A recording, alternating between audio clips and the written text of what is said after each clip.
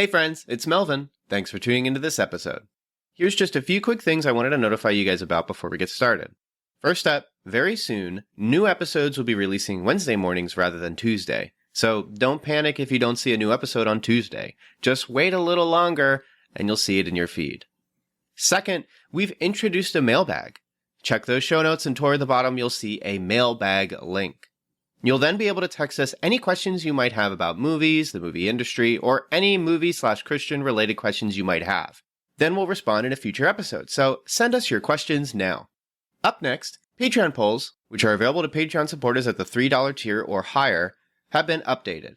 Supporters can now suggest films or shows to be reviewed at the end of each month. The two most liked submissions will become the options for the Patreon poll, so if you want to hear us talk about your favorite movie or show, join our Patreon and start campaigning. And lastly, whether you're a new or longtime listener, please consider writing a review or rating the Cinematic Doctrine podcast on iTunes and Spotify. Apart from financially supporting on Patreon, these are the two most helpful ways to support the show. And that's it. Enjoy the episode. You're listening to Cinematic Doctrine.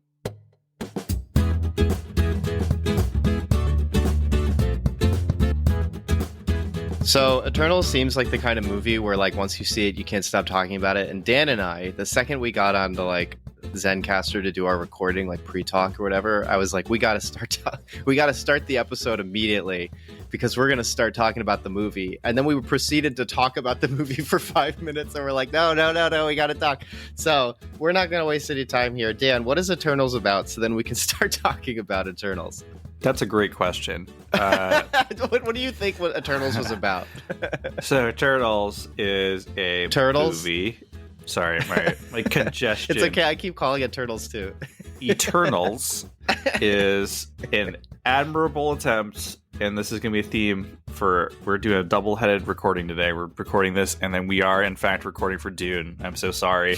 I'm so sorry. Multiple people ask me when I'm going to see Dune now, which it's horrifying that people listen to our show, and it's horrifying that people in my immediate life also listen to the show. Anyway, so Eternals, much like Dune, is an admirable attempt to adapt difficult source material to a film. This movie was written and directed by Chloe Zhao, who actually came to Marvel with a pitch for the movie. So this wasn't a situation where they just looked at a bunch of different actors, a bunch of different indie directors, and just picked one. Chloe Zhao wanted to make this movie, and after watching it, I kind of wondered why. So she wrote and directed it, and it also has a series of other writers listed. There's a screenplay by, a story by, and then adapted for screen by credit in the credits of this movie. And Eternals is based on the comic series from Jack Kirby. Jack Kirby was just really obsessed with weird space stuff. Particularly, he had a fascination with the ancient aliens hypothesis, which is a pseudo-science conspiracy theory that posits that the reason why there's ancient civilizations with really advanced technology is because aliens came and gave them a technology. Yes, that is where we get the aliens guy meme and the ancient aliens thing. That thing with that guy with the weird hair proposing aliens for everything is the inspiration for this comic series.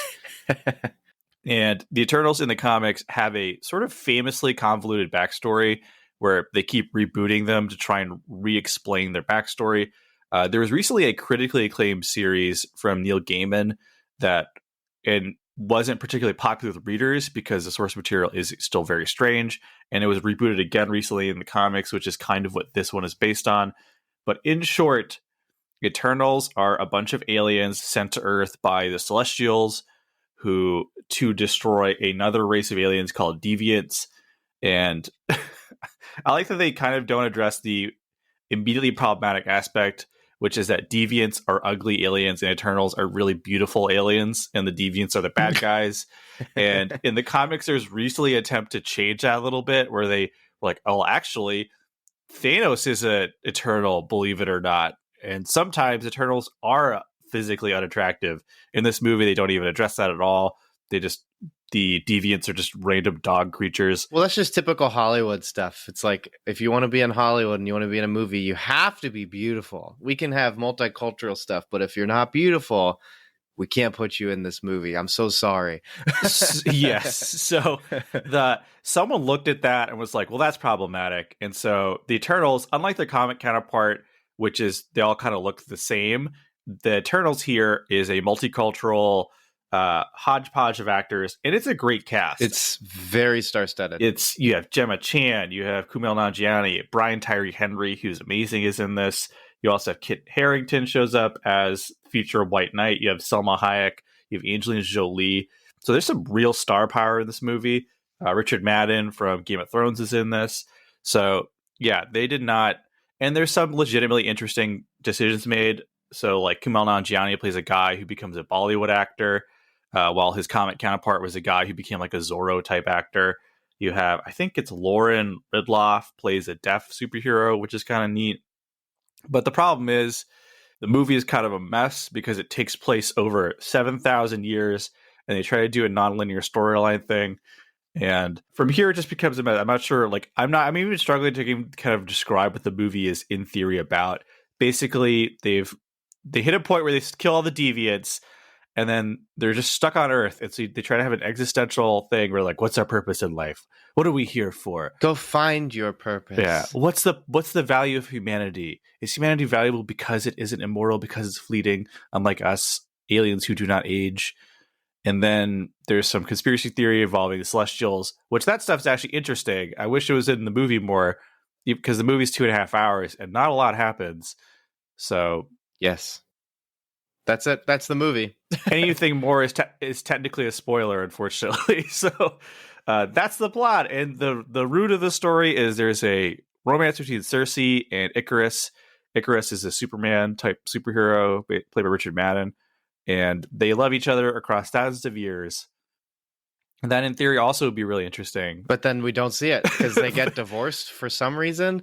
There's a scene in the movie when they're finally, all the deviants are dead, which we don't even watch them like eliminate the deviants. We just sort of see like that's what they did before. Like this is their lore, and then they're not dead. So yeah, and then they're not dead. So I guess they failed. And also, I just thought it was strange that like it's like 9 heroes, but then the deviants are seriously kind of hard to fight against. And I'm like, are the deviants only attacking one location at a time on Earth? Because if it takes 9 of these guys to kill 2 deviants, and there's like 2 deviants on every continent fighting at once, I think the Eternals are going to lose. Like you have an immediate problem, which is especially when you actually get into the backstory of the Eternals. But like the basics that we can just say up front is that the Eternals, they're not very powerful, and the deviants are very strong. So they don't explain this really well in the movie. I think you're supposed to believe that they default all have enhanced everything. Like they're stronger, faster, more invulnerable than average people. And then they all have like a specific thing. Like Brian Tyree Henry is like the Donatello. He does machines. He does the stupid thing I hate in movies when the director has to say, just move your hands in a cool way and then we'll make it mean something in post. And it's just like, and like he's like building a machine in this and looking like in one spot, but his hands are going all over. And like the animator, you can tell is like, dang, I got to keep this object right here or else it's going to look weird. It just looks terrible. Stop doing this in movies. It looks so funny. So they have a dual mission. They're supposed to help humanity advance. Hence why they have a machine guy who can help them technology, but not become too more fast. advanced, but not Don't too do it fast. Too fast. And so it's kind of a humanitarian mission in theory. Like they're told they have to protect humanity from deviants and help them advance, which kind of helps make their powers specific sets make sense. Because you have a mind control guy, keep coming back to the run fast thing. You have somebody who can run really fast, which I suppose is helpful. It's just a power. You have Don Lee who plays Gilgamesh, and he's awesome. Gilgamesh. Yeah, if you've seen like Train to Busan or anything, he's awesome in those movies. He plays a guy who's just super duper strong and hits. But like, yeah, like if you're making a superhero force that's specifically going to destroy deviants, wouldn't you give them all like a specific ability that kills deviants? Like, why does everyone? I know, like for writing purposes, and if you're making a superhero team, you don't want to give everyone the same powers because that's just boring. But why don't you just make like Icarus with also the machine and speed abilities. You know what I mean? Like, why don't you just make a team of Supermen, basically? I mean, from the start, the implication is that Eternals are sent to planets to prevent Deviants from destroying them. So yes, it's not spoilers to suspect that this is something that's been going on forever. And so you figure like Eternals being some sort of beings would be... Why would you make Sprite the way Sprite is? Like, what is the purpose of that? And they even lampshade it in the movie where they're like, I don't know why the Celestials made you to always be a kid forever and ever. And there's no reason for it in the comics either. Well, the reason, Dan, that they do that is so that we can think about real life and be like, oh, God, why did you make me the way I am? Oh, man. So the real reason is that the part of the gimmick here, as you've probably ascertained from the character names, Icarus, Circe, Athena, Gilgamesh. Oh, I have a list here. Can you name them all? This is something I wrote out. Can you name every character that's in this? Because it's too many. You have Sprite, Circe, Icarus, Gilgamesh, Athena, Kingo. We're getting there, man. The Speedster has a name that's supposed to sound like... she has... It's not based on something like Mercury or something, which is annoying. It's based on a different ancient mythological speedster, so I don't know that one. You have Barry Coogan. I don't know how to say his name. He's not Ezra Miller. Not Ezra Miller. Oh my gosh! You have to. Someone else even said the same thing. He has the mind control. I don't know what his name is. Oh, come on! And Selma Hayek is also in the movie. I don't know. There's two. I'm bad at character names. I say this every episode, and I think a lot of people will be bad. It's a miracle that I remembered this many characters, and the only reason I remember them is because they're the mythological creatures that I recognize. You've got 4 more. You sort of touched on 3. That's as far as we're going. So you missed one. There was it's Ajak is Selma Hayek. Yeah, Makari. So it was basically Mercury. You were there. You're like, it's not Mercury. It's like, you're close, man. Just say it like you don't know how to say it. Druig is Ezra Miller. Okay. And Fastos is the last one. Fastos. But, Machines. Machines. Anyways, that was the little mini game. The only thing I prepared. Wonderful. I have more stuff prepared, but yeah, so the implication is because that they've been around so long that all of our ancient myths and legends come from the Eternals. Like because someone, but like it's cutesy because that's why they're just not right, because it's like Athena is Athena when the legends get told and retold and told.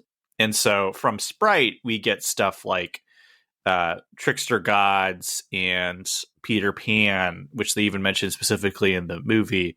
And from Icarus, we get the entire DC Comics becoming canon in the Marvel Cinematic Universe. Yes. Because he looks like Superman. Both Superman and Batman get mentioned. Which means that the DC Comics exist, at least in this particular universe. That's a thing. That's a thing in the comics. In both DC and Marvel Comics, it's established that each one is a comic book company in the other one. But now it's official. Yeah. Which, hey, why not? Disney's already setting up for Spider-Man being like, we're going to cross properties from other, from everything. So why not? Let's get Batman in this. Robert Pattinson's going to show up. It's going to be awesome. A cute thing in the 60s and 70s Marvel Comics is Marvel Comics also exist in Marvel Comics, except instead of being fictional stories, they're like true tales of like the heroes. So in the backgrounds of some action scenes, you'd see a version of Stan Lee just like in the background going, whoa, like running away. And then later he'd have like a conversation with Spider-Man and be like, I tried to get your good side. Or whatever. That's here in this too, because Marvel Comics is at least in the first Avenger. That's right. There you see that they're like the propaganda thing in Captain America. Hey there, it's your friendly neighborhood call to action. Just checking in on you. Hope you're doing all right. I'm just stopping by to say, if you enjoy the show, you can always subscribe and write a review for Cinematic Doctrine. There's iTunes, Podchaser, basically anywhere you listen. You can give us a shout out with a thumbs up, 5 stars, gripping positivity. Or if you hate the show, you can say that too. Wait, what? What are you saying? Why are you saying that? Well, I'm not going to tell them what to do, Ted. They're free to do what they want. Our analytics say we got a lot of listeners in the US, and you know they love their freedoms. And you're also free to check out our Twitter. Very active there. We host polls, memes. There's also the Cinematic Doctrine Facebook group called Cinematic Doctrine Facebook Group. If you want to join, just answer the questions, read the rules, and tell them the podcast sent you.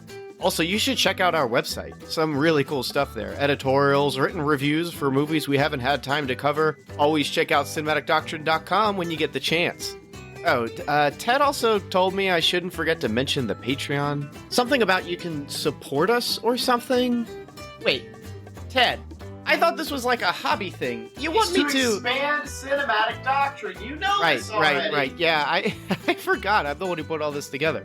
Yeah, Cinematic Doctrine has a Patreon. For as little as $3 a month, you can gain access to early uncut episodes of the podcast. Oh, and did I mention, you get to tell us what to do. That's right, each month you get to vote on a movie we discuss on the show. Anyways, I gotta run, so I'll see you guys later.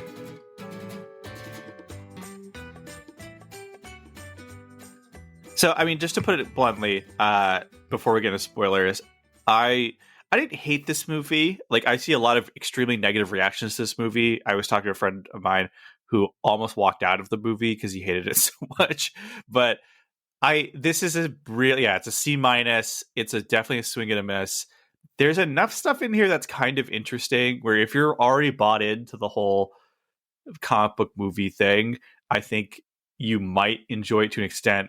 But it's just such a mess. Like, there's no focus. It's all exasperated by the completely unnecessary, insane running time of the movie. It is 2.5 hours. Yeah. Man, oh man, does it feel like a 2.5 hour movie.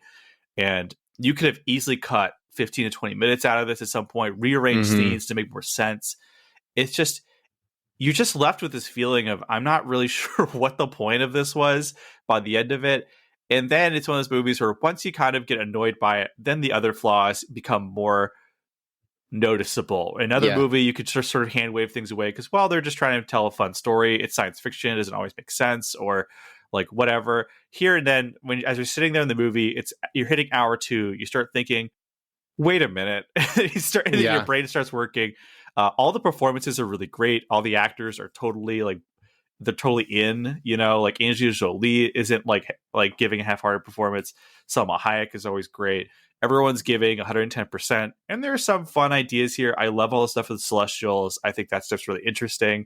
And there's nuggets of great stories in here, like a romance that traverses thousands of years, but two superpowered people who are bound by destiny and fate and essentially serving a harsh space deity they don't understand. That could be a really interesting story. It's a shame that that's not what the movie's about. Yeah. Or a movie about the superheroes in the shadows who've helped humanity advance for 1,000 of years, and they actually are the explanation behind all of our conspiracy theories. And this is something they softened for the movie and its subsequent adaptations, but in previous comics, it's implied the Eternals kind of are responsible for most religions. And I can see why they wouldn't do that in a movie, because that's a problem. But that's also kind of an interesting idea. And all of that gets maybe 10 to 15 minutes of screen time before something else just happens and they just move on to something else. The pace is horrible. It's just a mess. So I described it to Kat as like, this is a movie that starts talking about something, but before it can finish a sentence, it gets distracted by talking about something else. And it's all exposition. It's all exposition. By the time you get to the end of the movie, you realize there was never a period. The sentence never ended. The new thing started and ended. Because we've been talking about characters and Marvel, but like the movie wants to talk about like worldviews, evolution, independence, free will, destiny, romance, love, forgiveness, time. I mean, but like it all does it in the way that like when you're talking to someone who's young, who's starting to understand the world, and you endearingly listen to that person because you care about that person, unless it's somebody else's child and you've never met them before, then you're like, I'm going to go away now. But like, because it's just so tiresome and boring. But like, that's this movie where it's like someone just gave you like a Charles Darwin book and you're like, wow, this is fascinating. But then you keep reading, you're like, wow, this makes no sense. And it's a lot of theories. And this is where, like, when one of our early things, and I even texted Dan this the second I finished watching Eternals, was like, this was the exact opposite of Dune. And he's like, yeah, I thought the same thing. Dune's evil twin. And when Chloe Zhao had pitched this to Marvel, she had actually taken screenshots from Villeneuve's movies too, and kind of used them to help pitch certain sequences. And then she had even said to Villeneuve during I think it was a Slash Film interaction that she had with him, where she was like, Villeneuve has a way of making films feel tangible and real, even though they're always these otherworldly concepts. And this movie seems to want to do what Villeneuve does quite naturally, but nothing in this movie feels tangible. And the MCU has never felt tangible. Nothing in the MCU has ever felt real. That's why whenever the most fantastical stuff is embraced in a whimsical way, it's quite exciting. That's why Thor Ragnarok probably connected with so many people. I didn't like it at the time. I probably would like it more if I rewatch it, but that's because that movie knows it's unrealistic and just has fun with it, whereas Eternals is like really, really just like, it is the Magicians Alliance of Arrested Development. It is, we demand to be taken seriously, but nothing feels real or tangible. There's a scene at the end where like Cersei's hands are like on the ground because she just did something, and like even her hands don't look like she's touching anything because of the way it's animated and the way that the scene is set up. But it's supposed to be a pivotal moment, and nothing in the movie just feels like it's in the real world, but it wants to talk so desperately about the real world and basically things we're experiencing. I mean, this movie, literally one character's like, so Phastos' thing is that he can create technology and then give it to the humans to then help advance them or help secure them. But then like, it's like Phastos gave up on humanity years ago. And then it like gives you that backstory, and it just starts with Hiroshima exploding. And So then it's good. like, Phastos is there though? Like, how did he get there? And so he's just there. And it's just like, this isn't the same franchise that is just constantly trying to make jokes about things at all times. And every joke in this movie doesn't land. And it's, I don't know, it's not good. I found this movie really tiresome to get through. I was glad to have taken a blanket because I just sort of cuddled up and nestled in my theater seat, because what else was I going to do for 2 hours and 37 minutes? And yeah, man, when I asked you if you could explain this movie to our listeners, because I'm sure even they've seen it and don't know what it's about, because what is this movie about? I almost felt bad, like I sinned against you, like, oh, I'm so sorry. Like, this is rough, because it's just like, as the movie kept going, even at the end, like as it's trying to set itself up for future content and arguably the rest of the MCU, and then even the stingers, I'm just thinking like, what is the point of this? What's going on? Like, well, that stuff seems way more interesting than anything that happens in this movie. It seems way more interesting, but like, it's also just like, it's not earned. And the movie didn't want to talk about that stuff. The movie wants to talk about philosophy and the human value and life and the potential for creation versus creation itself and things like that. But the movie just like does it with the mentality of a 14-year-old who just got a library card. And it's just, I mean, the movie opens with Pink Floyd's Time, which is like every Great teenager. Song. I love that song. It's a great song. Dark Side of the Moon is one of the best albums, but like every teenager has a phase where you're like, oh, I listen to real music. This is the best album I've ever heard. Pink Floyd. Yeah. Yeah. And it's like, I don't know, like from the start of the movie, even like its opening title card, being like Blade Runner, of which the movie's first line is the final line of Blade Runner 2049. There's so much that like Zhao wants to do with this movie that references movies she loves, but they're like movies that came out in the last like 5 years, so it just feels like weirder. It just doesn't, I don't know, man. It's a mess, but when we get to spoilers, it gets even worse. It just gets worse. The minute this movie started with an opening text crawl, I audibly went, oh no. I would have gone, oh yes, if it didn't just explain the opening text crawl 10 minutes later. Yeah. I was like, that's a bad sign. Gemma Chan just says it again. There's an opening crawl and I'm like, good, just leave it at that. But then like 10 minutes later, they get into a fight with a Deviant, which it's really funny how the Deviant's introduced. He like looks at a puppy and then leaves. But then Gemma Chan just like, explains it to Kit Harington later in the movie, like, oh yeah, we've been here forever and we fight deviants and now they're all gone. And it's like, but the opening crawl just told me that. Oh, that's right. You don't have a lot of scenes with Kit Harington, and he's one of your selling points for this movie. Oh, well, he's clear, that's right. He's in the character introducing, so he can show up in other movies role.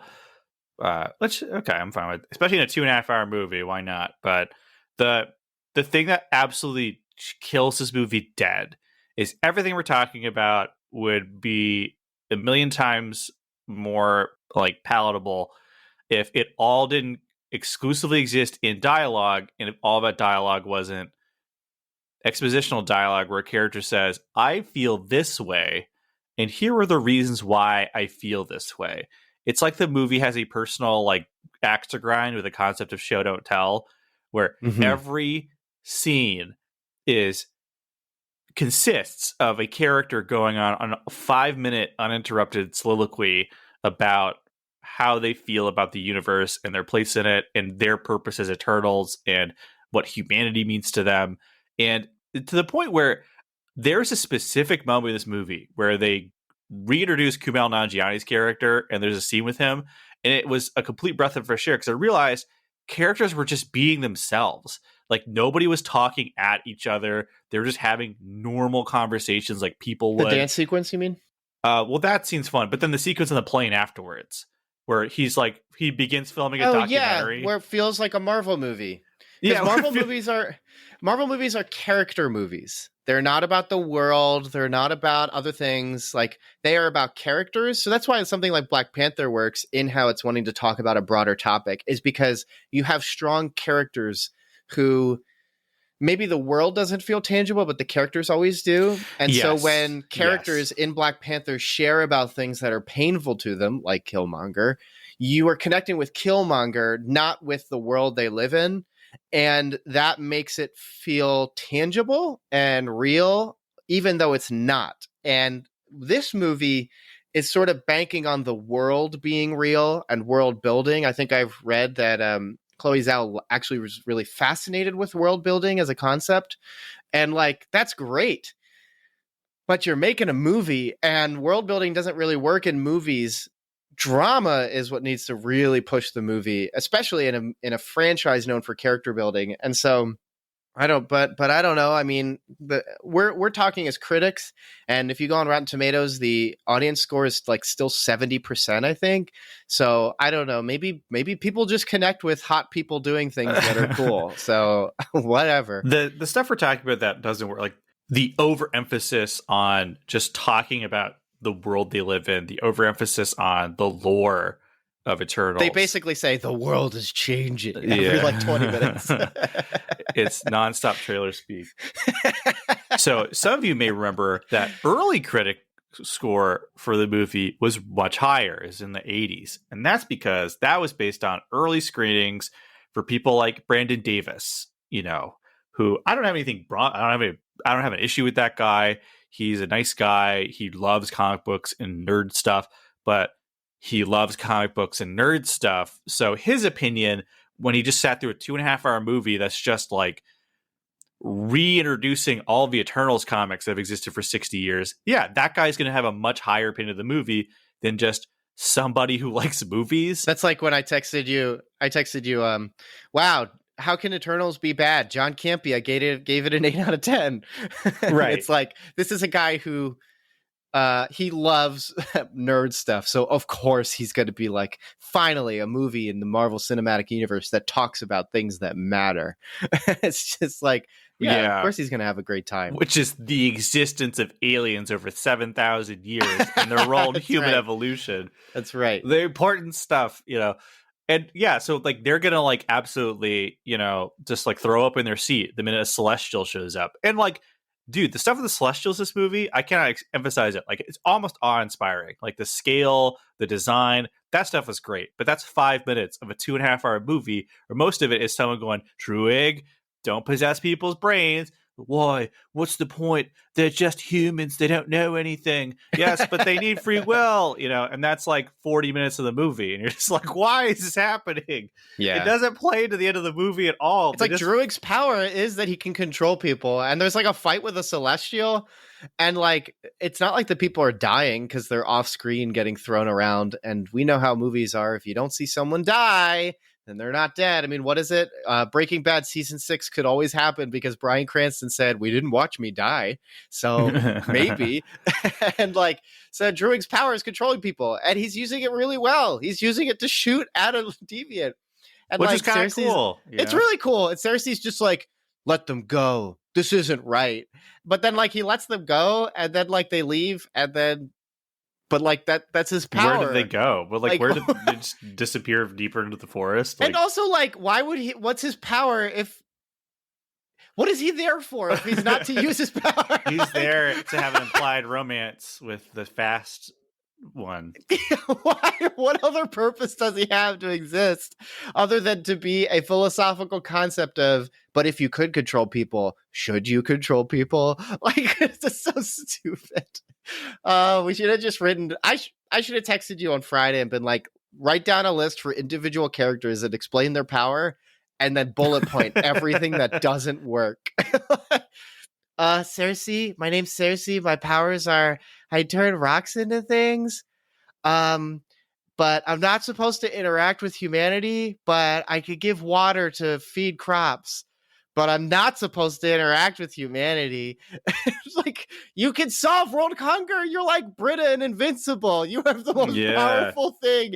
You are the most powerful Eternal. Except Britta actually starts doing that. Yeah. And doesn't realize that she's probably the most powerful figure in Invincible. Like, could probably take on Omni-Man, but is probably rightfully too scared of Omni-Man. Yeah, it's the thing that's frustrating to me. I know our early non-spoiler section is going a little long, but the thing that's frustrating to me is there's so many great like nuggets of storytelling that, if expanded upon, could really be something like Athena and Gilgamesh. That was cool. Athena and Gilgamesh, that stuff's awesome. This should have been a miniseries because we could have expanded on all of this. You have your episode where Icarus and Cersei have their romance so that we can get a good payoff. Or, yeah, Athena and Gilgamesh and continue their romance. All this stuff could have been really cool. But I guess this was pitched before Disney decided to go into streaming. So I don't know. I could see. And they make a joke in the movie about how everything's all about streaming. So I don't understand. Oh well. Yeah, like I could like a show or just a movie about somebody who has the ability to, in essence, solve world hunger and their struggle as they try. Like you follow them do little bits of kindness across the world, right? Where they go to starving villages and they help provide food, or they provide relief and aid to a country that's like war torn, or something like that. And you sort of follow them as they learn to fall in love with humanity through seeing it at its very worst, through seeing human suffering and war. But because they see the bits of hope, they interact with relief workers and missionaries as they rescue people. They interact with like a mother who's protecting her children from a bombardment, and from there they see like the power of the human spirit or something. Like, that's a movie. Yeah, there's even a like, you could have had really interesting experiences of like each scene is a time period of disaster, and one of the most fascinating ones to look at is the bombing in Britain. Afterward, people like the government was preparing, the whole Blitz. The government was preparing like, we're gonna have 2 decades of having to like do mental health recovery for our community. But then they didn't see that they needed that because the response to the people in the bombing and the way that they helped each other, like through their homes and like feeding one another and providing clothing and shelter and care for one another, was so effective and powerful that 2 decades later, they were actually nostalgic for the time after the bombings and how they came together to help one another. Like the friendships they made, the way they, like, people saw how they work together. I mean, total common grace stuff, total like how you get to see that we're made in God's image being played out in the way that people care for one another. And like, I don't know, where was Druig when that happened? Come on, buddy. Why, look at them. Look at how they care for one another. The movie has a very limited for being a movie that wants to be very humanist. It has a very, very, very juvenile perspective of humanity. Yeah, it's like, if human good, why World War II? It's like the big idea. And like, oh, that's right, humans are cute because of children. That's sort of like one character's entire response. World War II, but baby? Question mark. Yeah. And that's his like art. You could see the art film where it's like the opening shot of the art film is like unedited footage of like murder in Nagasaki, and then like the end scene is like the birth of a human child. Wow, humanity's crazy and disgusting, but wow, human life. Yeah. It's just like, that's this movie, but in like covered in Marvel outfits where people are in uniforms that are still funny. So it's just like, I don't know. This movie is just better than I expected when it comes to stuff like that. Like, it is so fun. Like, it's so funny, dude. This movie's awesome because it's exactly like the thing that nobody wanted it to be, but that it hits all the notes of like the caricature of someone who takes themselves too seriously. Because nobody smiles in this movie. Everyone's just sad and miserable. Like, it's awesome. It's so bad, dude. We got to talk about spoilers so we can get into how much worse it is. Icarus neumes into the sun, dude. It's the meme. He neumes into the sun. It's like when you're having an embarrassing interaction, and you're like, and you're telling your friend about it, and you're like, yeah, I farted in public, and this person I was trying to hit on just heard me. Oh man, I wish I neumed into the sun. Like, he does that at the end. Oh man, I wanted to give birth to a celestial and cause all of humanity to die, but then my ex-wife saved the planet and I couldn't handle it. So I just neumed into the sun. Like, it's so to give context for the scene. So the big middle of the movie twist is that the Eternals have, every time they go to a planet, they have their memory erased, because their mission isn't to protect humanity. It's to essentially cultivate humanity until a celestial is born out of a planet. And the celestials, when they're born out of a planet, they have to essentially consume all the energy on the planet, which i.e. would be all the life on the planet, because the celestials select planets to put seeds in them and the celestial grows inside them, which is actually something from the comics. And specifically, there's a celestial in Earth that is asleep, and that's the celestial that's in planet Earth in this movie. And so the Eternals and Deviants are both sent to planets by celestials. However, the Deviants, unlike the Eternals, evolve and change. So in this movie, they're fighting Deviants that actually not only are evolving, but they actually absorb the powers of Eternals they kill, while the Eternals are essentially space robots, which is something that was introduced, I think, in the Neil Gaiman run on the comics, which is they are basically space automatons. That's why they don't age. That's why they don't evolve or change, which is also kind of an interesting wrinkle. And I wish they did more with that in the movie. And so then you have a moral dilemma at the center of the film, which is celestials have an important part of the universe. From celestials, their birth, thousands of other life forms are born. They help keep the universe in order. This is part of the natural cycle of things. It is, the circle of life, so to speak.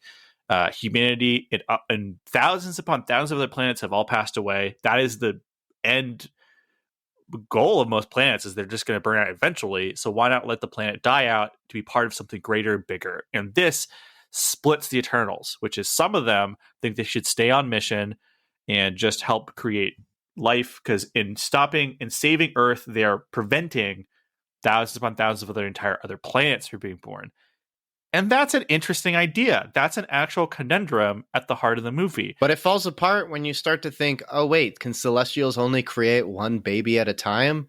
Or could they just be like, that's not important. Well, there's another celestial on another planet. We'll just leave that one with the non-sentient people, because it's just a bunch of animals. Giant space plans never make any sense. I'm totally fine with that. My problem is that rather than actually have the characters struggle or debate the point, they just have one of the characters turn evil. It's a really lazy way to bring out this idea, where it turns out Icarus knew this was the plan all along, killed Selma Hayek to prevent her from telling the Eternals. And now he's just the bad guy in the team because they need someone to fight. It's just like, there's no conversation. They have one conversation and then they just move on to going, all right, we're going to stop this thing. You guys are not going to help us? Okay, we're going to go stop this thing. It's because they want to have Homelander. Don't you know evil Superman is cool, Dan? I rolled my eyes so hard in the theater. I was like, I literally was like, oh my gosh, another evil Superman. I am so tired of this. I already saw Invincible. He looks like Homelander too. It's crazy. He does look like Homelander. I don't know. He's the least charismatic of the evil Supermen we've had so far.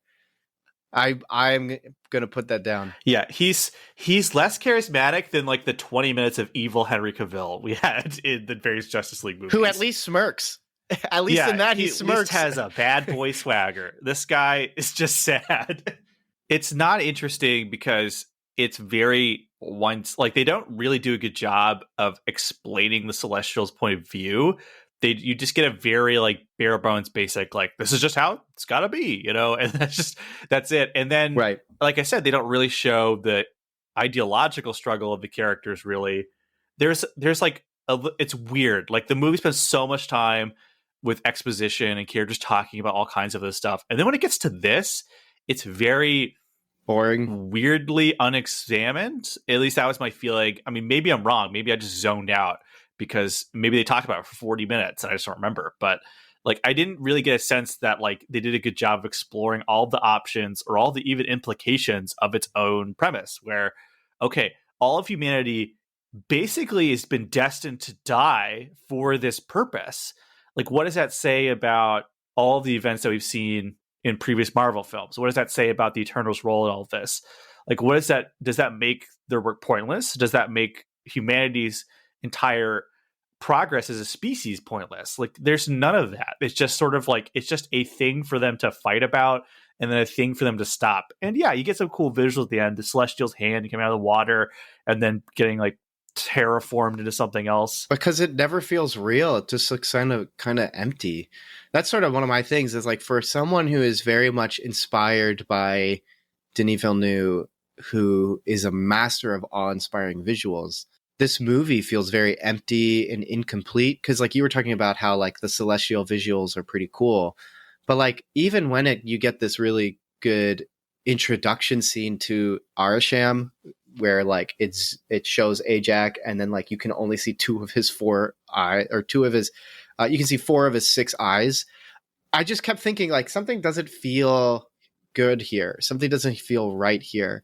It just felt like it felt like a kind of movie that was constantly in a state of imitation. We haven't talked about how there's like sexuality in this movie, but like, oh yeah, I totally forgot. Yeah, like even this is the movie that like is trying to put so much stuff into it without ever kind of like understanding what makes these things valuable or beautiful or fascinating or wonderful. It constantly felt off. That's why I keep making the teenage comparison. It's very sophomoric, but less than sophomoric, because at least sophomoric has like this joy of exploration and understanding. Like there is something really beautiful about someone getting to understand who they are in the world. Like that's the joy of being sophomoric. But like, this is a movie that's almost like it's saying it stops there. Like it's just not finished in any respect. And so this is where like when thinking about something like Dune, and Dean of course has a better, more fulfilled source material, which obviously helps out Dune's case here. But like when Dune is talking about humanity, it's really like, it's not just putting forth this question of human value compared to maybe external purposes, such as what you want to take over and things like money. Because even the whole concept of spice and Arrakis is like, this is what's profits and this is what progress is. But then of course you have the Atreides are trying to, there's this push towards like the value of humanity and a much more religious aspect of like concept of who we are in the universe and things like that. But then like the movie kind of starts laying that out, where and this isn't a Dune review, and we're not going to get into spoilers for Dune in Eternals, but one of the primary things is like the promise of human relationship and how death destroys the potential joy that you may have in human relationship, and yet how death may also be necessary in certain instances based on the life of that someone has chosen to live. And that's all heady and vague, but like Eternals kind of wants to get into that when it talks about like the awe-inspiring nature of potential. I mean, that is like Kingo's whole thing of wanting to like let the celestial be born is like, but what about the potential of new life? What about the potential of new universes? What about or galaxies and stuff? I don't know. Did they say that they created universes or galaxies? I think celestials were unique to a single universe. But even celestials feel small now because of Loki. like at this point, Kang is still the most powerful thing that has existed. Well, based on this. As we get into deep spoilers for the movie, we can get into some future world building stuff. But yeah, right. But they never really keep going into like that awe-inspiring, beautiful romance of potential and promise and relationship. And at the very least, in Dune, what makes it great there is the crux of the joy is relationship. Whereas in Eternals, the crux of the quote unquote success or joy is just what the idea that things can exist. But it never tells you like what makes it beautiful to exist. There's one really good moment in this movie. And so the plan to stop the Celestial from being born is that, as we established, Cersei can turn, she basically is alchemy. That's her ability. She could turn one thing into another thing. In the movie, she turns a deviant into a tree, which she never could do before. And they treat it like a big deal, like a revelation, but we've never seen it happen. Like we still don't really quite know. We didn't know she couldn't do that. It's still a cool visual. We don't really know her powers. It's a cool visual, and it's clear that Chloe Zhao loves science fiction because they try to channel some Annihilation there. It felt like there's a lot of references to stuff. I mean, even the entire when they visit Thena and Gilgamesh, it feels like the opening scenes of Blade Runner 2049. So there's so much here that's like constant visual imitation, but it's just that it's imitation. Yeah, the opening scene of this movie where you see the Eternals fight the Deviants, it reminded me of a movie you'd see like 3 a.m. on Sci-Fi Channel while like half awake, and then like for years after you'd be like, was that a real movie or did I imagine that? Like it just that was Live Die Repeat. Yeah. That was Edge of Tomorrow, aka Live Die Repeat. Yeah. AKA Oblivion 2. AKA All You Need Is Kill. Oh, such a great title. It's so good. I wish Tom Cruise started a movie called All You Need Is Kill. Like, that's so awesome. So sick. But, so their plan is, so in the comics, they can form something called the Unimind. Here, the Unimind is something Brian Tyree Henry's character invents, which is together... What's his name? What's his name in the movie? Phastos. There we go. Yeah. Ding, ding, ding. He creates a Unimind, which is a thing that combines all their power together so that she could potentially turn the Celestial that's being born into something else from being born. They ask if Druid could potentially possess its mind to make it go to sleep, which is actually what they do in the comics to an extent. But he doesn't think he can do it. But he never even tries. He's like, nah, I can't do that. I respect that. He knows his limits. He tries to do it. It doesn't work. And then he's just like, I can't do it. So he hits Sprite with a rock, which gets a big laugh in my audience. So I didn't get a big laugh in my theater. I had people go, oh. Like, because they just watched a kid get hit in the head with a rock by an adult. Nothing. There was no laughs in this movie except for the scene that's in the trailer with the IKEA table. People laugh pretty consistently. There's like, okay, so just to deviate for a second, one of the things I got consistent laughs was there's a thing where Kumail Nanjiani's character, his valet comes along. I like that. That stuff was fun. Yes, and he's a big fan of the Eternals because, logically, they're the original superheroes on Earth because they've been around way longer than everyone else. So why are they hiding? I don't know. Anyway, so why are they hiding anymore? Everybody knows that superheroes exist. The first movie in this series Tony Stark says he's Iron Man. So just I will why say, are you hiding? one of the reasons that I don't want them to like erase the Netflix shows from the canon and stuff is they actually kind of deal with the whole thing of like superheroes is just a given. So like in Luke Cage is just in town and people just keep asking him for help. So he's like walking down the street to help somebody with one thing. So it's like, Luke, you need to help me. My mom's stuck in her house. He's like, oh, okay. So he keeps getting like diverted. And so like, and there's another There's scene. a cat stuck in a tree. Please yes, help. like literally he has to like rescue cats from trees because he's just the neighborhood superhero. So everybody's bothering him. That's really that's like really sweet. It's so funny. It's great. These Eternals are so selfish. I have no purpose. I know. Luke Cage is putting in the hours. You cowards.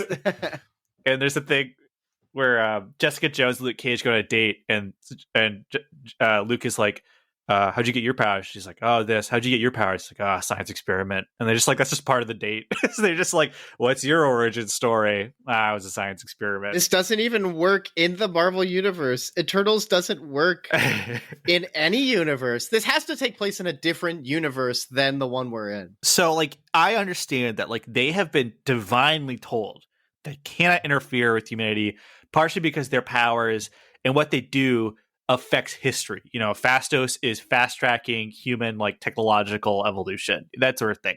And it's like they're not just serving. Like the thing with like what I like about the Marvel characters is there is a sense of like there's a personal, like Spider-Man, right? Like personal sense of duty. He feels like it is his.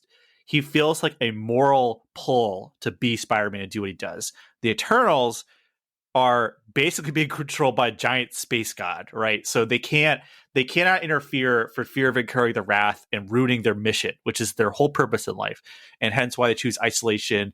And some of them choose to like hide in plain sight. Like, yeah, it doesn't fully come together if you think about it too hard. But to be fair, a lot of superhero stuff doesn't fully make sense if you think about it too hard. I am okay with that. Like that stuff doesn't bother me too much. I think they make it worse by trying to give an explanation like, hey, why didn't you help fight Thanos? And like, that's a good point. Where were you? Because wouldn't the world ending prevent the Celestial from being born? Like, doesn't that, right? Right. Like, we were told we couldn't, and so they're just really good employees, I guess. I don't know. So, yeah, I think some of the things that's worse the more you try and address it and give an explanation for it. But yeah, so Icarus wants to prevent them from stopping Celestial. Sprite follows him because Sprite has like a Peter Pan Tinkerbell thing going on with Icarus, where Sprite is in love with Icarus, but Sprite could never really be with Icarus. But we only know this by exposition. We don't know this by them showing anything or anything. Or Sprite looking at him longingly or anything. There's none of that. That can never happen because Sprite looks like she's like 11 years old. So that would be real problematic, so. Yeah, so Kumail Nanjiani, though, is a Bollywood actor, and so when he joins the team, he has his valet, and his valet's like shooting a documentary with him about the Eternals, and that stuff's like really charming and cute because it's like a human touch in this movie, and there's this understated comedy where he's just always there now. So there'll be these big moments where the team's like debating about Celestials and what to do with the world, and there's just this older Indian man sitting there, just like watching them, like with them, and that consistently got a chuckle out of me because they don't overexpose it. He's just there the whole time. Yeah, it works. And so that's funny. But the IKEA joke, not funny. Really not funny. It pains me every time I was in the theater and people laughed at the trailer, and they laughed in the movie. Even though they saw it in the trailer. And people quoted it. They said it with him. When he goes, IKEA Fall Collection, half my theater said the line out loud with him, and I almost got up and walked out of the theater. But this is what movies are turning into. If you just do that, then you're going to get an 80% on Rotten Tomatoes. But if you were to ask them, what do you think about the concept of aborting a Celestial that can create life? I don't know, but that IKEA collection joke was funny. IKEA Fall Collection, like a robot. But it all leads to what I think is the best scene of the movie because it works, which is Cersei is turning this giant Celestial into just a giant mountain. It's kind of awesome. And Icarus is just beating the crap out of all the other Eternals. He's too powerful. He's Omni-Man. They can't stop him. He shows up and he's about to fight Cersei, and they just look at each other. And he starts to tear up, and he doesn't do anything. he cannot bring himself to attack Wow, her. that would be the best scene in the movie if it worked. Sorry, Dan. Get dunked. I think it works. I think it does not work, Daniel. It's the only thing in the movie that has had build-up. It's the only thing in the movie. What? They've What had build-up? an hour and a half of them talking about being in love. That's the half the movie. No, they haven't. They have talked What? nonstop. They have a wedding. They have a sex scene. They meet. They talk about why they talk about like why didn't things work out. They don't give an explanation. They don't do any of this. What You don't- screening were you in? You didn't remember the sex scene in the movie? That for 5 seconds in the first 10 minutes, and It's then after that, it's pretty like long. you basically forget that they're together. The middle schoolers in the theater were freaking out when because they're kissing and really passionately, and then it cuts to them like naked on a beach, and all the middle schoolers in my theater were freaking out. They're like, "Oh my gosh!" They have a wedding.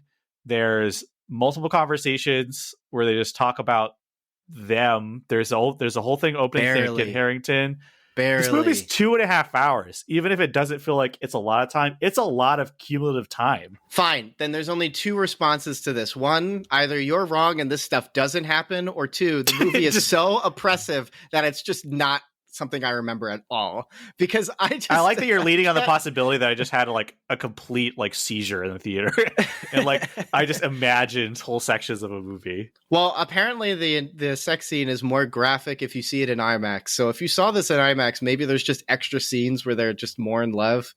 But I don't know. I'm not saying they have a good romance. I'm saying it's one of the only things in the movie that gets an adequate amount of screen time to be a thing that exists. Like, I'm not saying the romance is good. I'm just saying it's a thing that consistently exists throughout the movie. Like, I don't even know who the main character of this movie is. There is no main character. Based upon how the movie is telling itself. So I don't even know where my investments are supposed to be. So I don't even know if they even did like each other. I definitely think it's supposed to be Cersei. Like, she gets a ton of like screen. She's the first like character we are introduced to. So like in the language of film, she's our point of entry because we see her life. They establish her life really like outside of being an eternal. We see that she has an apartment. She works at a she teaches at a museum, which I don't know if that's a real thing that exists in the world. I just hate that we get a teaching scene. The classic, what is it? Yeah, the classic film school. How do I set the groundwork? Classic, the happening moment. My teacher's a professor. Yeah. Oh man. Where Mark Wahlberg just opens up and says, "You guys heard anything about bees?" You know. She has a relationship with Kit Harington, a relationship she like leaves. She actually calls him at some point in the movie, which is really weird. I thought they broke up. Like, I thought the shorthand was they weren't a thing anymore because she's being eternal. But no, they're still together. And then they're together at the end of the movie, which is also kind of weird when you think about it. But yeah, and so she has these scenes where you see her life outside of it. They specifically highlight her powers several times and the evolution of her powers because she could suddenly transform deviants into, modern art sculptures. And then, yeah, so like there's this, she's the only character that has a specific progression of things. Like none of the other characters really change or evolve as characters at all, which is bad for a movie with like 100 characters because there's all these people and I can't remember their names. I can barely remember what their powers are, like what the limitations of them are. So like at the end of the movie, there's a giant fight and I'm not sure who can do what. Like, okay, Fastus can do machines. I didn't know he could just create machines and throw them at people and that they would do stuff. Like it was a pleasant surprise, but yeah, everyone else is very ill-defined, but Cersei has the closest thing this movie has to a character. I don't want to call it arc, but it's a progression. Like she has things that change. I don't think she has a character arc because her character doesn't change really. No. She doesn't learn anything. She doesn't grow as a person really. Really, it's just she just finally successfully breaks up with Icarus, I guess. I guess that's yes. This is like just like Midsummer. Actually, this is a breakup movie. I guess because I mean he flies in the sun. He's so conflicted. Into the sun, man. He neumes into the sun.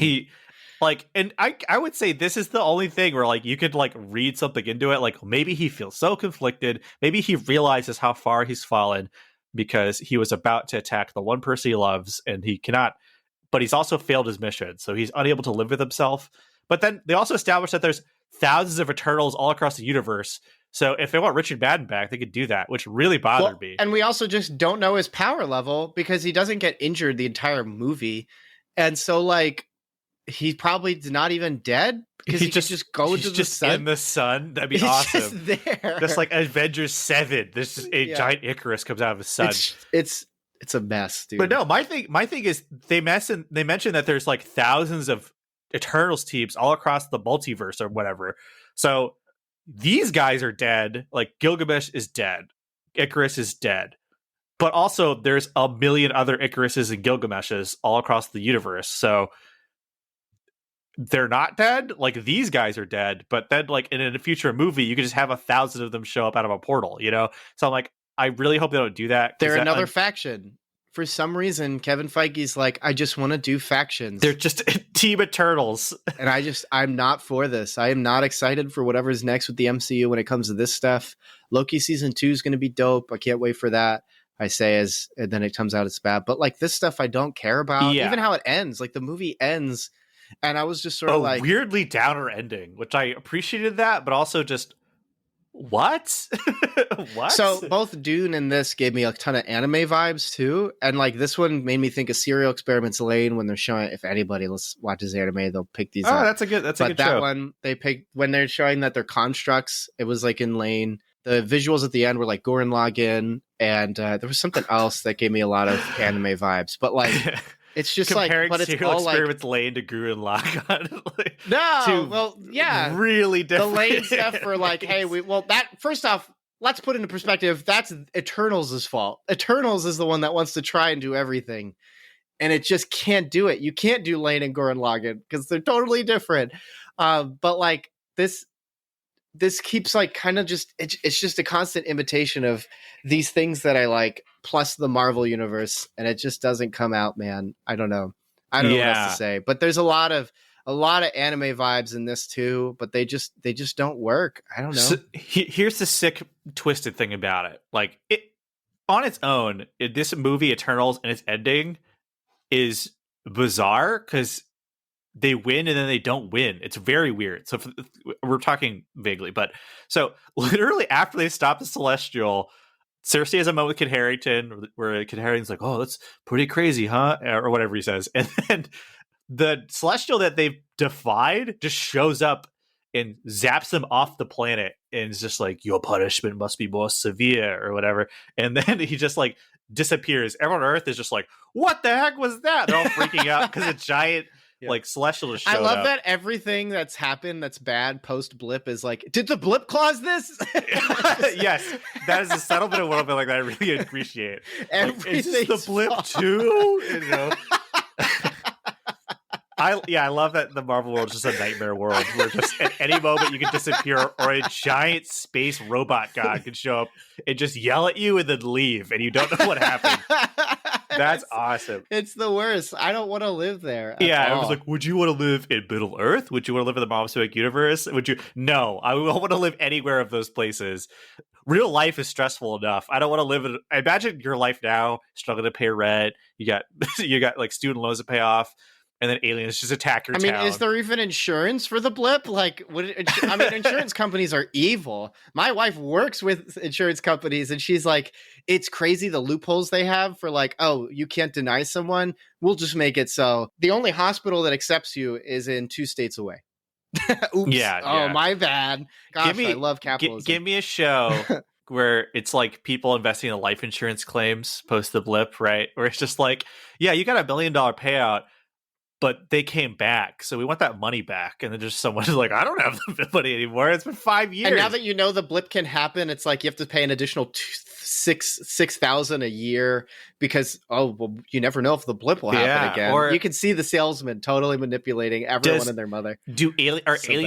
Aliens, are those considered an act of God, right? Does that fall under like weather or aliens because is that its own separate policy, right? Or do you have... Like if not Superman, but if an Avenger picks up your car and throws it at somebody, does your car insurance cover that?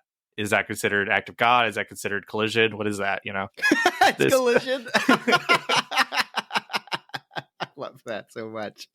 Right? So were you in the vehicle or not? Does insurance cover the projects in the vehicle? I like to think that the Avengers all are AAA. So when they do something to your car, like, you're covered by our AAA policy, right? Marvel could do that thing. Remember, what was it last year with the pandemic? There was a guy who said, like, there's a coup happening in my country and I have no power and there's a pandemic, so I can't leave my house, so I can't finish my paper. And then the professor wrote back, like, I too grew up in a country with a coup and I finished school. There's no excuse. You're getting a failing grade. And then like the whole internet helped him out to like get him back. I think they canceled the teacher or something, which say what you will about cancel culture, but come on. The guy's having gunshots out his window and there's a pandemic and you're going to give him a failing grade. Darn young people. Yeah, I think he said that in the email. The professor was like, you young people with your handouts and everything. And then like, but now it's like, hey, my mother was blipped. Iron Man threw my car. Get over it. Yeah, I grew up with two dads because my mom remarried after the blip and they decided to try and make it work when they came back. You don't know. Over it. Finish your paper. Both of them were angry drunks. You don't know what it's like, or whatever. When I was a kid, I had to walk to school in between Skull v Inhuman Wars every day. You don't know what it's like.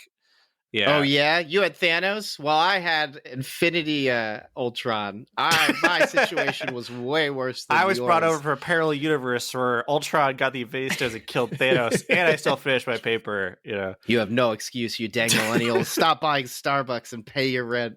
Yeah. I went to school right next to the Avengers Tower. Do you know what that was like? It was a nightmare. Yeah, I figured if we just kept riffing, we get on a funny one eventually. This is so much more interesting than Eternals. Well, yeah, Eternals, like the implications of the wider universe, the idea of that, like, because now a lot of people are like, is they going to send Galactus? Is that what's going to happen?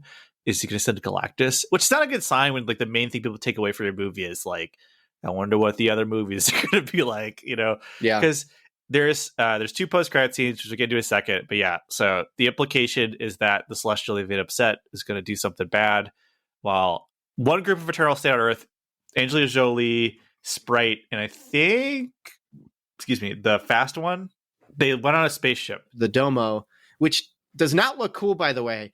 For someone who wants to imitate Villeneuve, like, I thought the Domo constantly looked funny on screen, except for the opening shot where it flies past the sun. The outside of the ship is fine. Like, I like that. It looks like a old school, like, 80s sci-fi. Yeah, the inside of the ship, it's empty. Like, there's nothing. It's weird. Like, it's weirdly unspaceshipy, The only one that seems to be alive that's on Earth is Sprite, because Sprite's turned into a human, which I liked. That actually could have made me cry, just because that trope I like, of, like, I can't live the life I want to, and now I can. Yeah, that's really, really cool. That was a nice touch. It was a little out of left field, but I liked it. Yeah. So, all right, good job, Chloe Zhao. You got me. But remember, Chloe Zhao, that's only 1 minute out of 2 hours and 37 minutes. Yeah. So, like, if you combine the thing I liked and the thing that we both liked, that is 5 minutes of a 2.5 hour movie. But yeah, that's who's left. But like, it never really explains like why the Celestial couldn't just warp to the Domo and just take them as well. Who knows? We don't know what the limits or abilities of Celestials are. And the poor directioners only get like one scene with Harry Styles, and it's a stinger. Poor guys. So yeah, the Domo. There's the 3 Eternals who've gone. They're going to go find the other Eternals to be like, hey, did you know that we're just space robots serving a horrible taskmaster? And then while they're on the ship, Patton Oswalt shows up. It's awesome. I love Patton Oswalt. He shows up as this little drunk elf dude, which is great. That's like presenting the great, the Prince of Titan. And he is the son of Thanos. I mean, no, the brother of Thanos. Sorry, the brother of Thanos. And everyone in the theater's like, oh, brother Thanos. And it's freaking Harry Styles playing Star Fox, who in mythology, he's like the god of love. And in the comics, he can control emotions. So it's pop superstar Harry Styles as like a love god, and my theater loved it. You thought Eternals was sexy. Wait until Eternals 2. And it's just like Harry Styles and Angelina Jolie making doe eyes at each other. I'm like, yes, I am in. I want this. This looks great. And it's so out of left field. It's so like wild in this middle of this. His costume looks terrible. It's great. For those who don't know, Star Fox, the brother of Thanos, actually is a good guy. He becomes a member of the Avengers, and he's considered one of the worst Avengers that ever exist. The other one actually is Kit Harington's character, the Black Knight, also considered not a you great mean Avenger. worst is in like in world the worst, or like in our world he's the worst? No, just like fans did not like him as an Avenger. They did not like his run as an Avenger. Yeah, weird crossover with Nintendo, but whatever. yeah, space, it works. But the second post-credit scene, Kit Harington, for those who don't know, Kit Harington becomes a character called the Black Knight. He comes from a lineage of evil knights. However, he has a magic sword, and he rides one of the horses that the Valkyrie rides on, like the winged horses. So he's a fan favorite character, and he's just a guy with a magic sword. And you know somebody at Marvel was like, kids like this Game of Thrones stuff. What if we got the Game of Thrones guy and just made him our version of a Game of Thrones guy? Yeah. So I doubt he'll have the traditional like comic costume where he's like a giant suit of armor. Then it'll be more Jon Snowy, it will be. And he opens the case with the blade in it, and the blade has this like symbiote kind of vibe to it. And then he hears a voice that says, "You sure you want to do that?" And the voice is Mahershala Ali. Blade the Vampire Hunter. I don't know how him and the Black Knight guy are gonna. That doesn't make any sense. But still, Blade, his first voice cameo. That's interesting. I wonder if they're gonna do a thing where his blade has the blade, the sword, not the character. I wonder if they're gonna do a thing where like his sword kind of has like a symbiote thing to it. I wonder if they're gonna tie it into Gore the God Butcher, who has a sword that's made from Null, the god of symbiotes, and that's how he can kill Celestials. There's a potential for like story here. But yeah, so the post-credit scenes, they're the typical cool post-credit scenes. Not in the sense that like the Venom 2 post-credit scene where it's so good it almost justifies seeing the whole movie. But I thought they were nice. For me, they were a nice palate cleanser after a pretty disappointing movie. Yeah. Where I was like, those are cool. But yeah, so Eternals, it's definitely down there. Like the question is this the worst MCU movie? Because it's definitely in the running. I don't know. I'd have to watch them all again. I don't want to do that. But in recent memory, because I didn't think it was going to be worse than Black Widow, and then the reviews came in.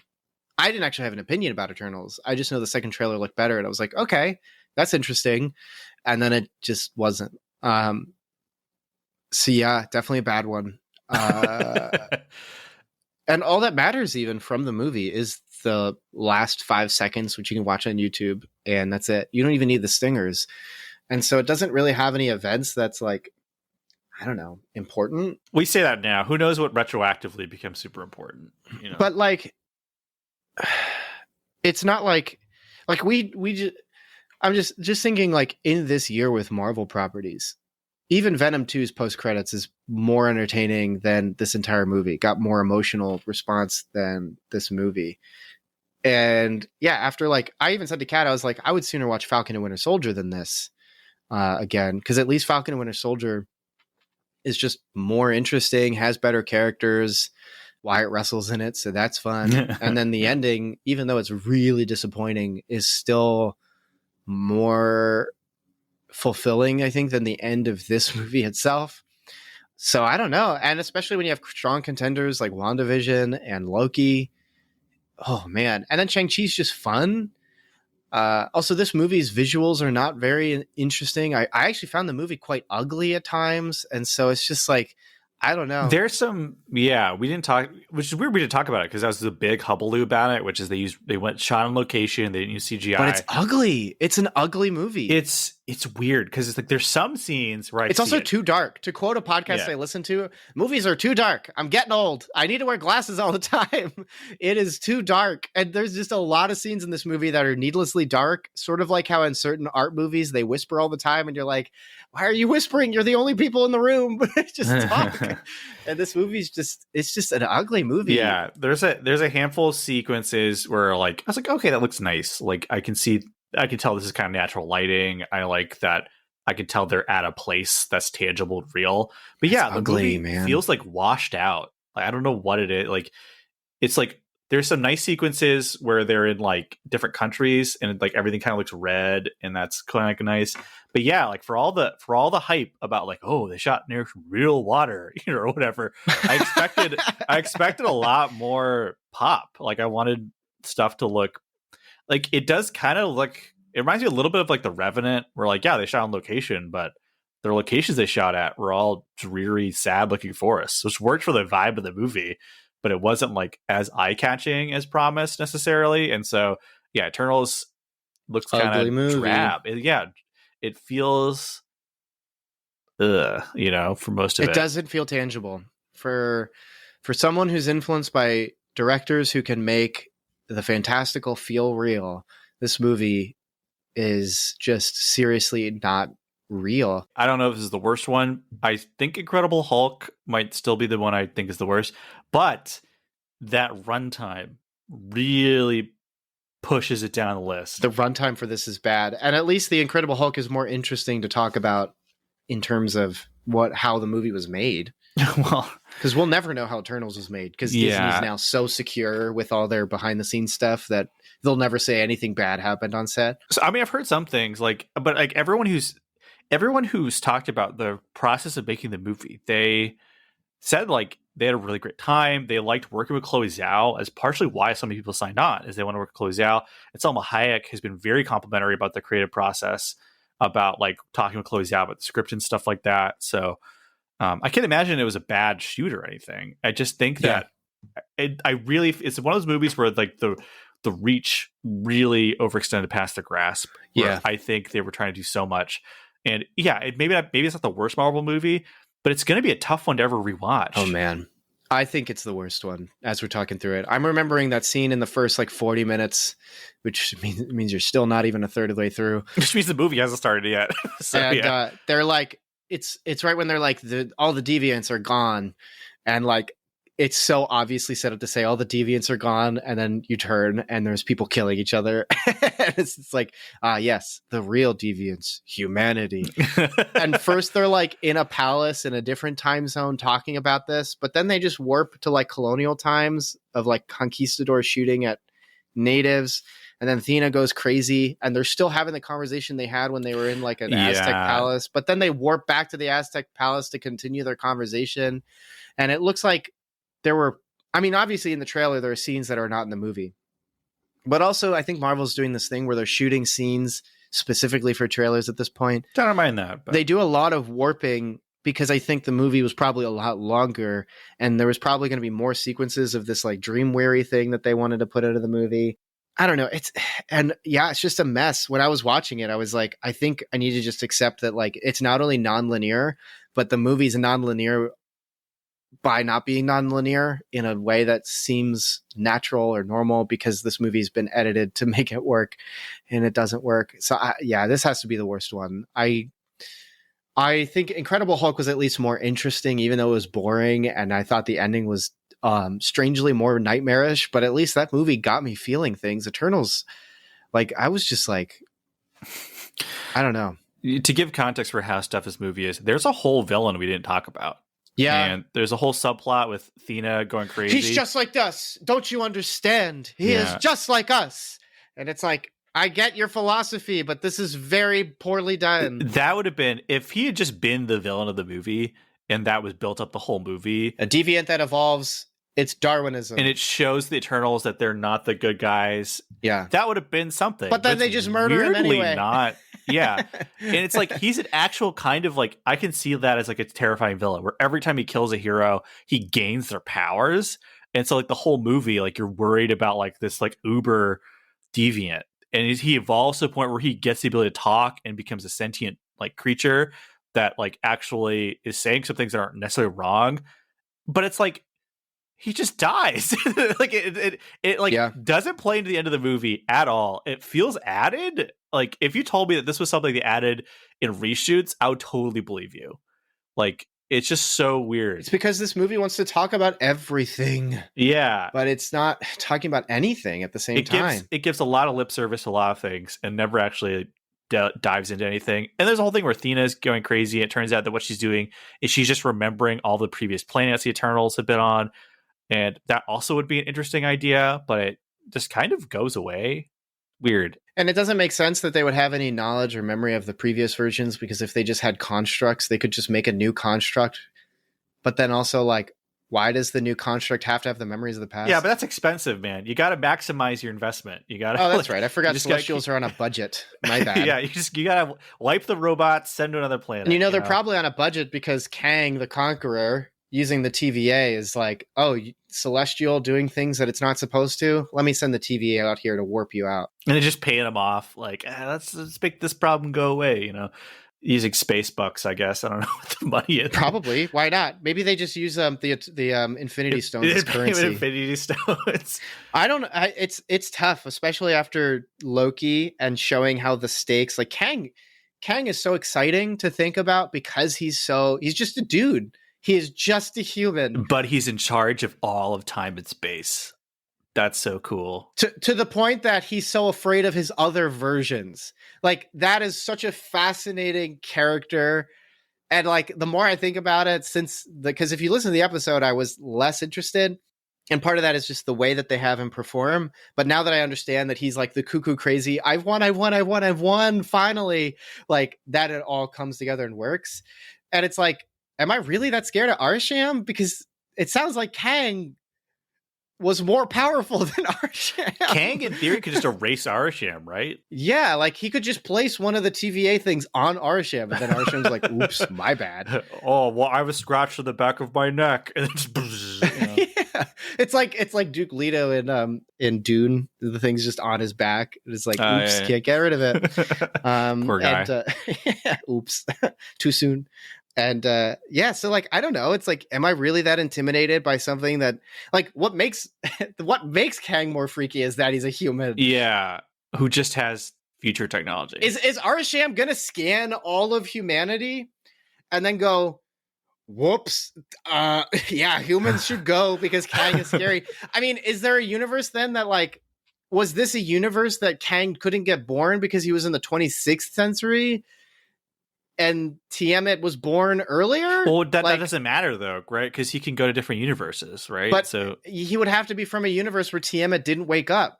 Right. Because this is in the 21st century. And you just made me realize we're going to see all these characters again in season, like, 3 of What If or whatever, But yeah, I don't know. What if he had woken up?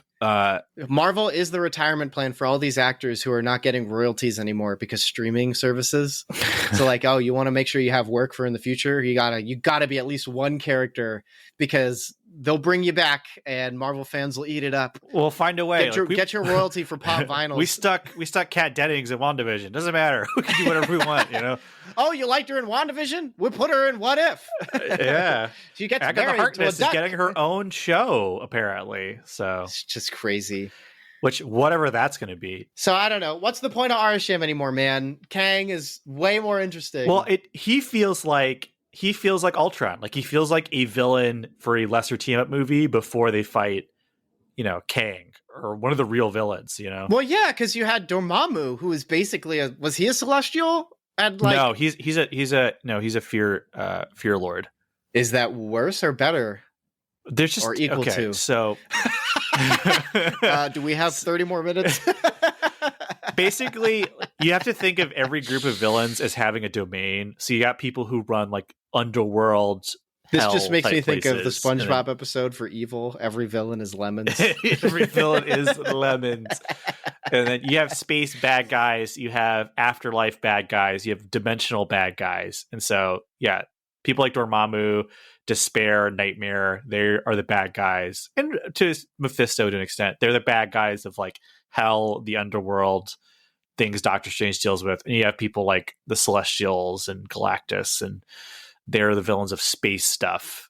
That's like the easiest way to explain it. But Kang still seems like he's going to be the most powerful guy. I don't know. So his issue is, Kang, because he can travel. In this version, because he specifically can do multiversal stuff, he can mess up reality itself. So yeah, that's like, part of what makes him scary. Is Kang outside of the Celestials?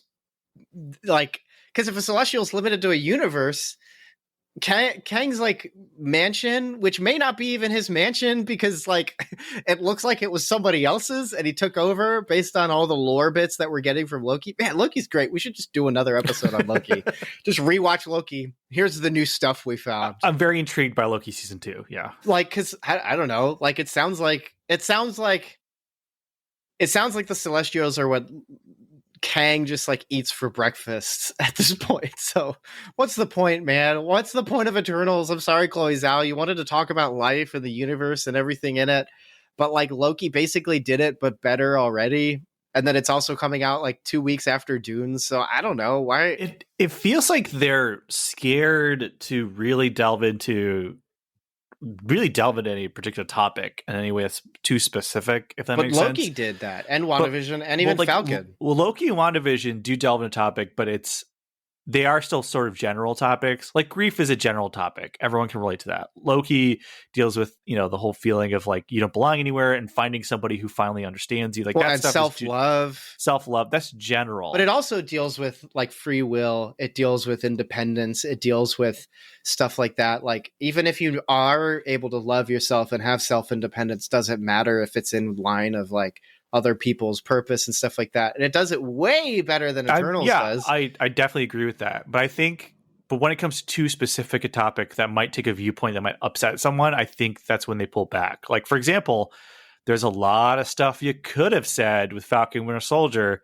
that feels like they were a little too scared to go too deep into, so they pulled back a little bit. So U.S. Agent is just a good guy in the last episode for no reason, Yeah, it definitely feels like that. And Eternals, I think you could have maybe said something a little more poignant about people, about life, about the way that we go through life and time and all that stuff. And I worried that like maybe philosophically they were worried to fall on any sort of, because you are getting into borderline religious topics with that stuff. And I think in a market that's global, you don't want to make any sort of religious statement that could be conceived as anti any other religion because they're trying to be in all these different markets. Or philosophically, you can't take your 13 and 14-year-olds to a movie where they're basically talking about rebelling against God, about taking destiny in your own hand, about grabbing free will by the horns and doing whatever you want. But Eternals is weirdly their big swing to start putting stuff in the movie that will cut markets off. This movie has been pulled from some theaters in certain markets for various reasons. And yeah, the sexuality in the movie is a topic of discussion. Yeah, like you said, the sex scene isn't particularly... It's not graphic, and I couldn't see anything because I didn't see an IMAX or anything. So I saw a Dolby screening, so it wasn't really. I could tell it was happening, and it was definitely more than I expected. Because the most I've expected from this is like I think in Wonder Woman, you just see like Wonder Woman and Chris Pine walk into a room together, and they close the door or something. I think that's it. Like, you mean in 1984 when she sleeps with someone who is not actually Chris Pine? No, I'm talking about the first one, but I totally forgot that. The really bizarre, totally unnecessary date rape that is Wonder Woman 1984. Yeah. It was more than I expected, though, because in most, even rated R movies, sometimes where there's no nudity but there's sex in it, they're under blankets.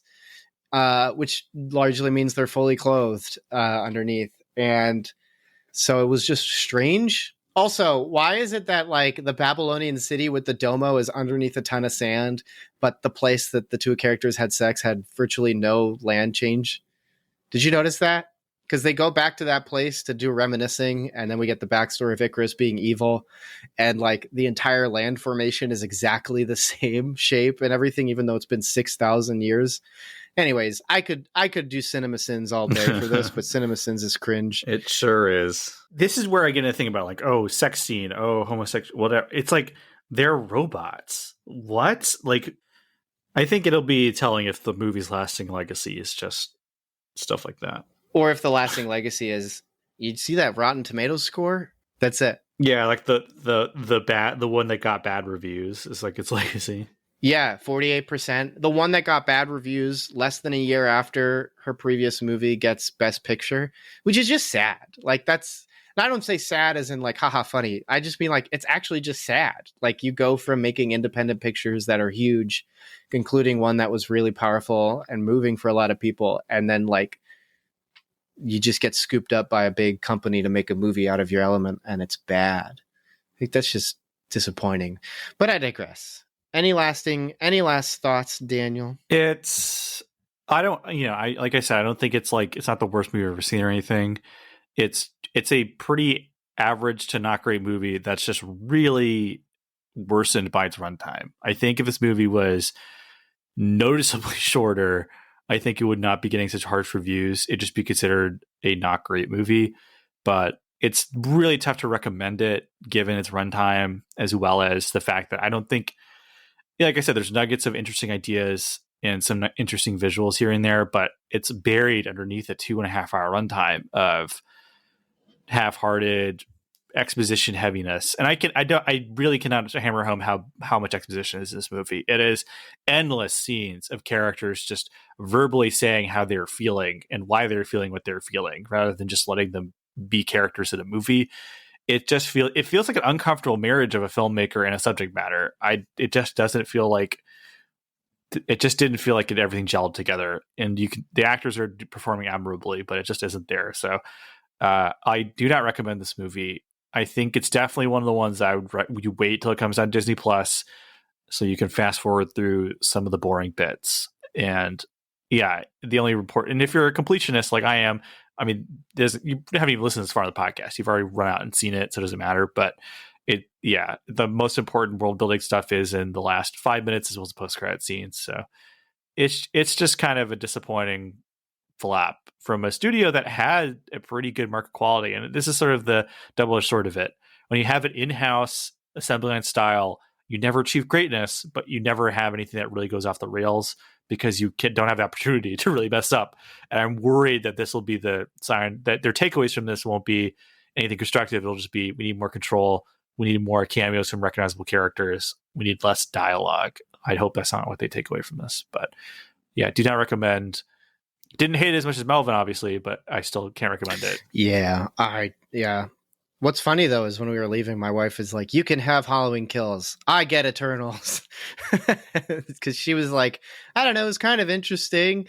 I had an okay time with it. It reminded me a lot of Homestuck, and that's really cool.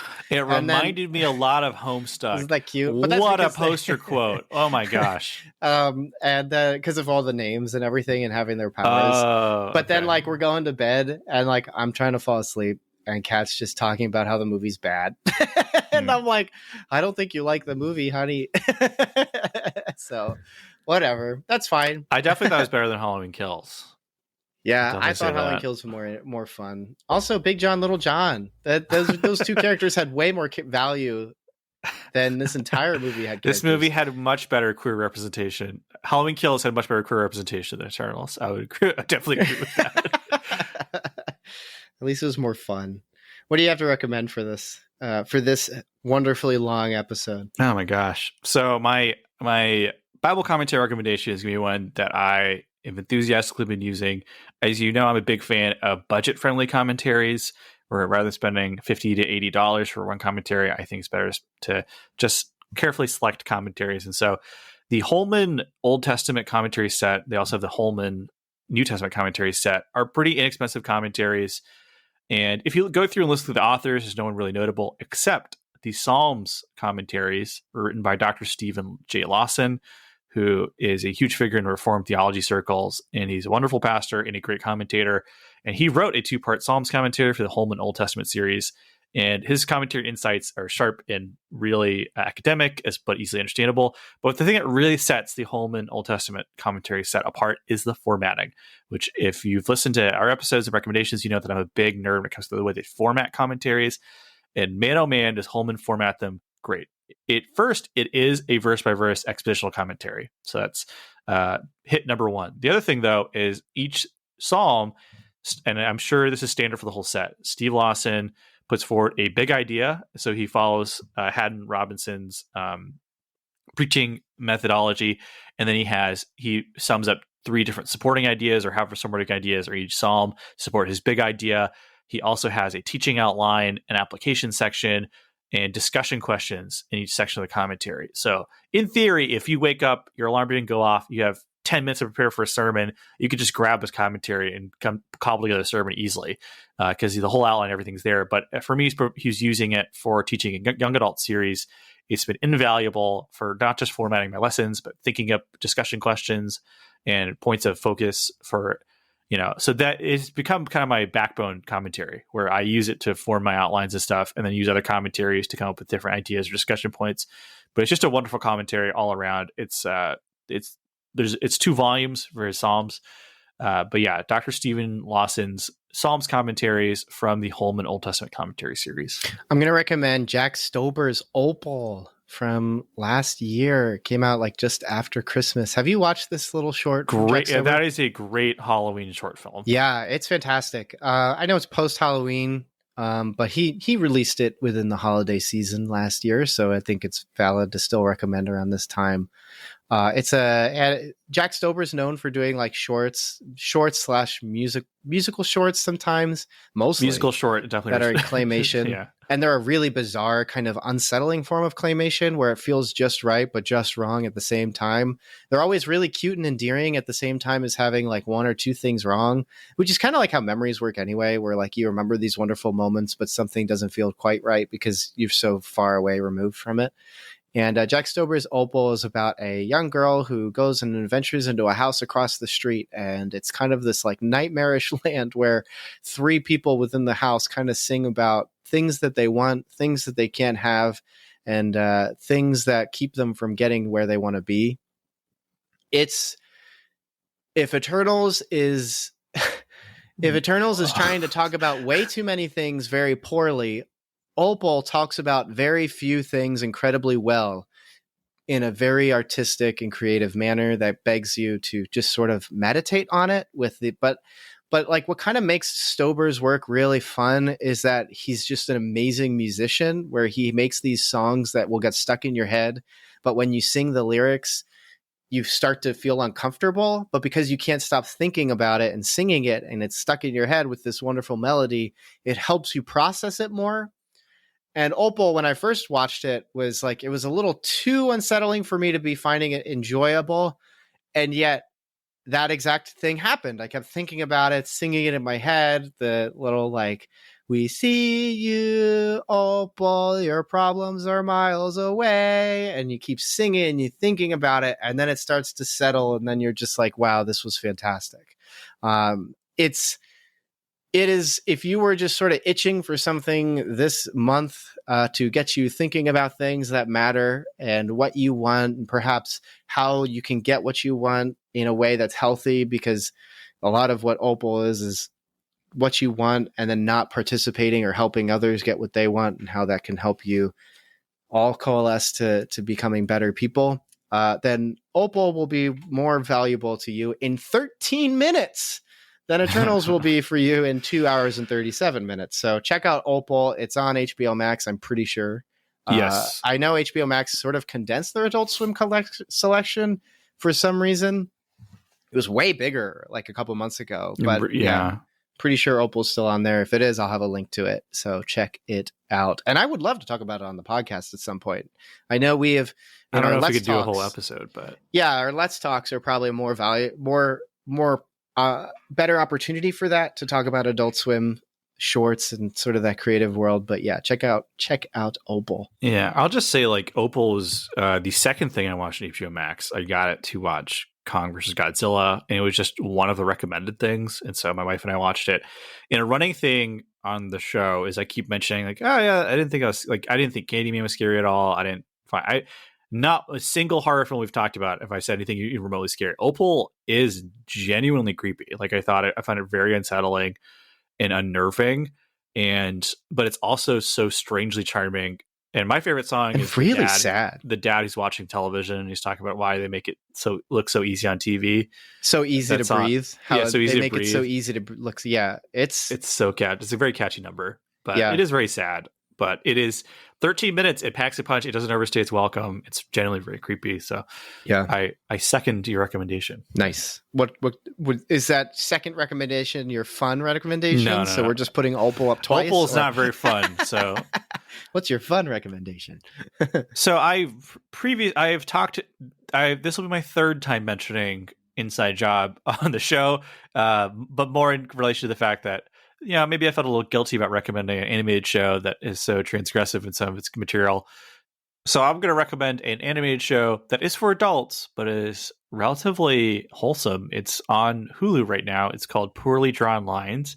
It is adult in the sense that characters say naughty words, but the comedy is very weirdly understated. It's based on a popular webcomic. If you follow any meme pages or on Twitter or Instagram or anything like that, you've definitely seen these comics. They're sort of minimalistic comics that have a kind of surreal sense of humor, but it's like most of the characters are anthropomorphized animals.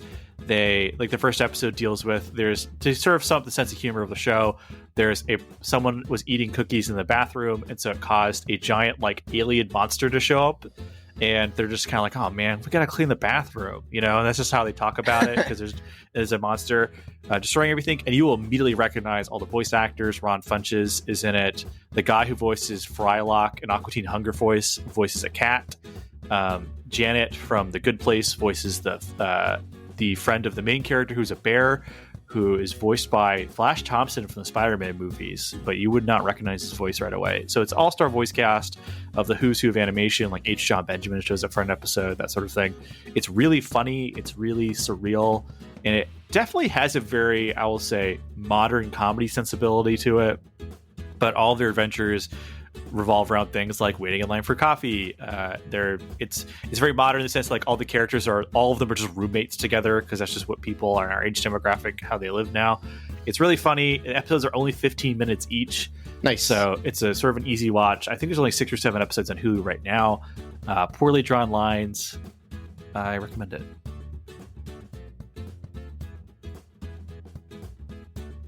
Thanks so much for checking out this episode of Cinematic Doctrine. If you enjoyed this episode, consider leaving a review and subscribing to the podcast. And as mentioned before, Cinematic Doctrine has a Patreon. For as little as $3 a month, you're opted into a once-a-month movie poll where you decide a movie we discuss on the podcast. There are other unique benefits that come with supporting the podcast, so be sure to check that out at patreon.com/Cinematic Doctrine.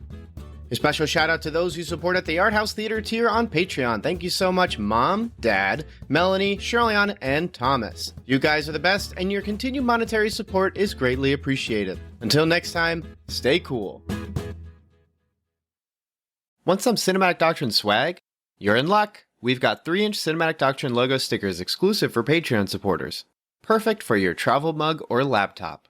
Head over to patreon.com/Cinematic Doctrine, link in the show notes, and choose the Independent Theater tier. Doing so will net you other perks too. But let's be real, the podcast stickers are the coolest perk. So get yourself some podcast stickers by supporting on Patreon.